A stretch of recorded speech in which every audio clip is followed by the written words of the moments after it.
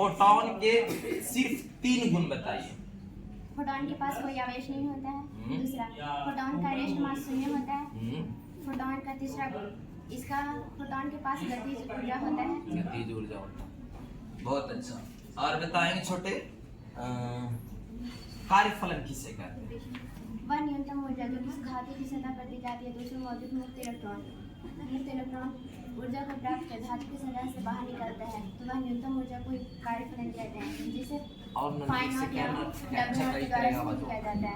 कार्यफलन को electron volt के द्वारा मापा जाता है। 1 इलेक्ट्रॉन वोल्ट बराबर 1.6 × 10⁻⁹ जूल होता है। और कार्यफलन किस पर निर्भर करता है? कार्यफलन उसके गुण, अस्थितियां तथा उसकी सतह पर निर्भर करता है। कार्यफलन जो होता है छोटे सबसे अधिक किस धातु की होती है? कार्यफलन सबसे अधिक प्लैटिनम धातु का होता है, जिसका 5.65 इलेक्ट्रॉन वोल्ट होता है। मान होता है। और सबसे कम किस धातु का होता है और कितना होता है? सबसे कम सीजियम का होता है 2.14 इलेक्ट्रॉन वोल्ट। बहुत अच्छे। आप बताएंगे जे थॉमसन परमाणु मॉडल के बारे में।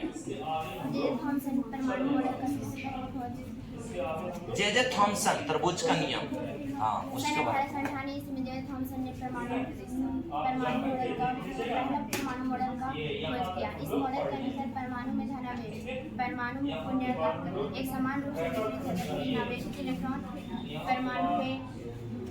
परमाणु में अंतर स्थापित है, जैसे किसी तरबूज में भी। इस मॉडल को प्लम पुडिंग मॉडल कहा गया है। और इस मॉडल की आप 2 कमियां बताइए कि आखिर जे थॉमसन मॉडल की क्या कमी है? जे थॉमसन ने अपने परमाणु मॉडल में नाभिक का कोई ध्यान नहीं दिया है। बहुत अच्छा। यह मॉडल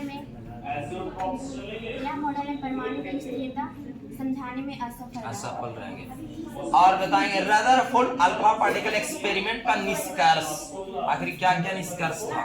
अधिकांश अल्फा कण अपने मार्ग से बिना विक्षेपित हुए सोने से निर्मित पतली परत से बाहर निकल गए। इससे हम निष्कर्ष निकाला गया कि परमाणु में अधिकांश भाग खोखला होता है। बहुत अच्छा। दूसरा मॉडल, दूसरा इनका निष्कर्ष। अल्फा कण अपने मार्ग से विक्षेपित छोटी कोण पर हुए। इससे हम निष्कर्ष निकाला गया कि परमाणु में अधिकांश भाग में धनावेशित भाग बहुत कम होता है। तीसरा, बहुत कम अल्फा कण 8000 में से एक अल्फा कण परमाणु के 20 भाग से टकराकर वापस लौट गया। इससे निष्कर्ष निकाला गया कि परमाणु का संपूर्ण द्रव्यमान एवं धनावेश उसके केंद्र में निहित होता है, जिसे नाभिक कहते हैं। बहुत अच्छा। रदरफोर्ड अल्फा पार्टिकल एक्सपेरिमेंट का 2 कमियां सुनाई, इसका क्या क्या कमी था? अब गुण दोष।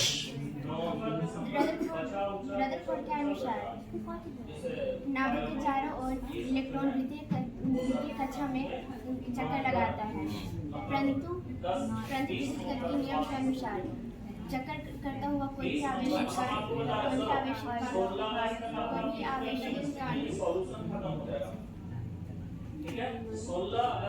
विकिरण के रूप में ऊर्जा को विकिरण का निर्माण ऊर्जा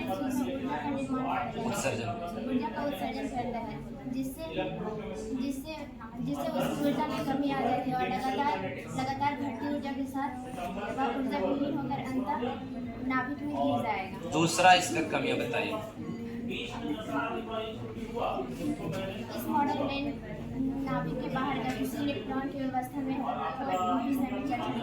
चलिए बहुत अच्छा, थैंक यू।